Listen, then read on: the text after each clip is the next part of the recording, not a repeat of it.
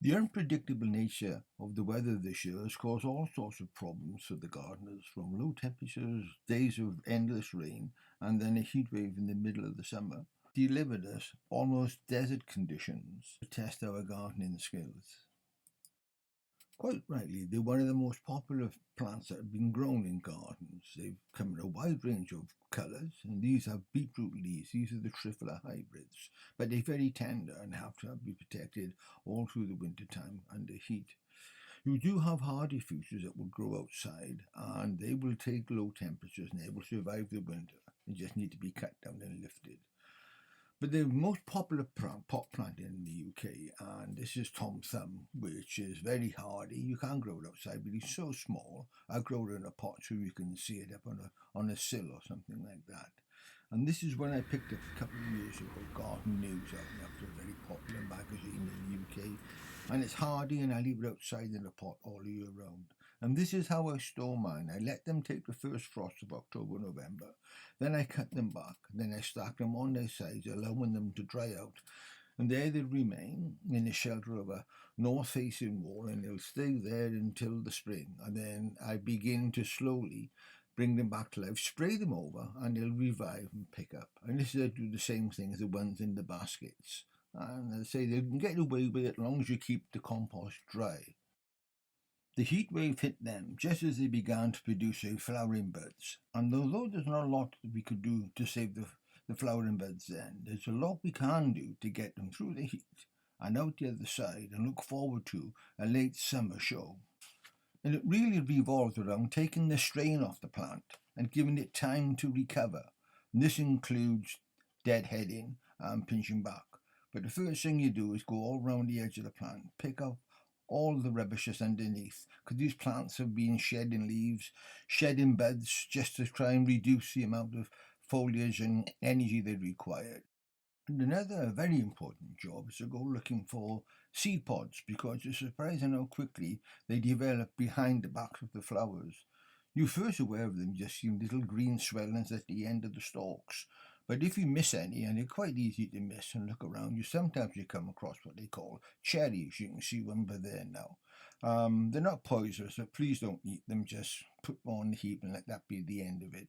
If you did save the seed and try to grow fuchsias, well, I wouldn't like to say what sort of fuchsia you may get for your efforts. We had a very wet spell, then a very dry spell, then a very cold wet spell. And one thing you should check, because this is a self-watering pot, is that the compost in the pot itself will be very, very overloaded with water. And I just tipped it out, as you can see there, and let it drain away, and that will help the plant to recover again.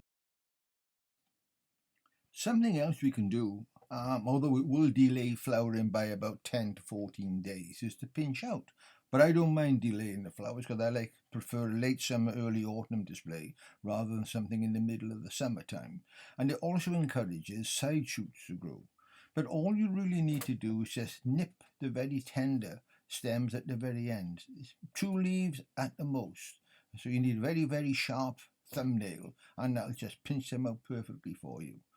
And then all the side shoots behind that will begin, and of course eventually it'll increase the flowering performance of the plant. I don't mind doing this, but I would say some people may be a little bit disappointed and think they're going to suffer, but you won't. And here you can see a close-up of the young shoots developing.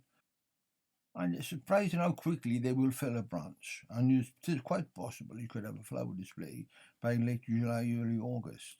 And this is Mrs. Popple, who grows outside in the open ground all year round, completely hardy, without any fear of damage from frost during the winter time.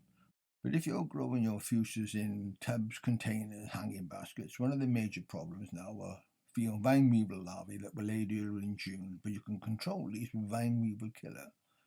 Now this is a leaf cutter bee, which I feel quite friendly disposed to. It doesn't cause any problem. And to help plants recover, use seaweed. It's not a fertilizer, but it helps them to get better. It's incorporated into plant invigorators as well.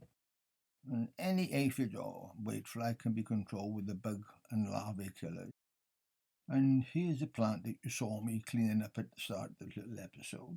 I removed as much as I could, and then I decided to strip all the flowers off. I gave it a couple of feeds of seaweed, and you can see that by July the 14th it already began to burst, so I'm expecting this up the autumn, right up until the first frost actually.